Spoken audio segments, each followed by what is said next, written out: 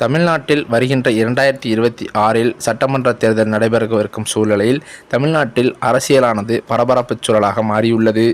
இந்த நேரத்தில் உதயநிதி ஸ்டாலினுக்கு கடும் காய்ச்சல், தொடர் இருமல் தொற்று ஏற்பட்டுள்ளதாக தகவல்கள் வெளியாகியுள்ளன.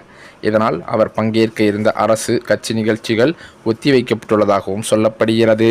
மேலும் அவர் ஓய்வு எடுக்க வேண்டும் என்றும் மருத்துவர்கள் அறிவுறுத்தி வருகின்றனர். இதன் காரணத்தினால் அவரை கட்சியினர் யாரும் சந்திக்க வர வேண்டாம் என்று திமுக வட்டாரத்தில் அறிவுறுத்தப்பட்டுள்ளதாம்.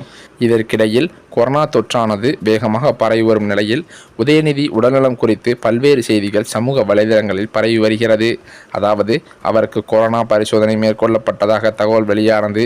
இந்த நிலையில் தமிழக சுகாதாரத்துறை வெளியிட்ட அறிக்கையில் உதயநிதிக்கு கொரோனா பாதிப்பு இல்லை என்றும் அவருக்கு தொற்று பாதிப்பு எனவும் அதன் காரணமாக அவர் தனிமைப்படுத்தப்பட்டுள்ளதாகவும் வதந்தி பரப்பப்படுகிறது.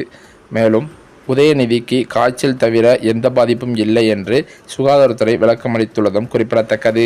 அந்த வகையில் துணை முதலமைச்சராக பணியாற்றி வரும் உதயநிதி ஸ்டாலினுக்கு காய்ச்சல் பாதிப்பு ஏற்பட்டுள்ளதாக சில நாட்கள் ஓய்வில் இருக்க மருத்துவர் அறிவுறுத்தியுள்ளதாகவும் தெரிவிக்கப்பட்டுள்ளது.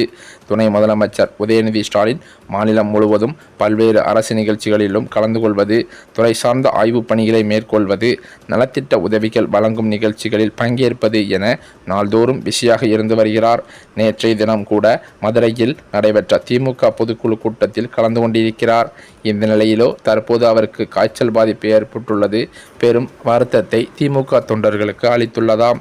இதுகுறித்து அரசு தரப்பில் வெளியிட்டுள்ள அறிக்கையில் கூட துணை முதலமைச்சர் உதயநிதி ஸ்டாலின் அவர்கள் கடும் காய்ச்சல் மற்றும் தொடர் இருமலால் அவதிப்படுவதால் அடுத்த சில நாட்களுக்கு அவர் ஓய்வில் இருக்க வேண்டும் என்று மருத்துவர் அறிவுறுத்தியுள்ளார் என்று தெரிவிக்கப்பட்டுள்ளதாம்.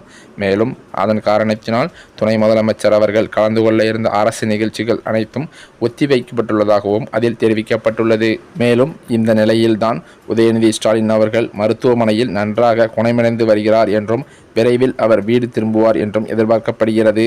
இதன் காரணத்தினால் அவரை பார்ப்பதற்காக திமுகவின் தொண்டர்கள் மருத்துவமனைக்கு வெளியே குவிய வேண்டாம் என்று காவல்துறை பாதுகாப்பு போடப்பட்டுள்ளதாகவும் சொல்லப்படுகிறது. மேலும் அது மட்டுமில்லாமல் சமூக வலைதளங்களில் உதயநிதி ஸ்டாலின் பற்றி பரவும் அனைத்து தகவல்களும் தவறானது என்றும் அவர் பூரண குணமடைந்து நன்றாகத்தான் இருக்கிறார் என்றும் அவரது நெருங்கிய வட்டாரங்களில் இருந்தும் தகவல்கள் வெளியாகியுள்ளது.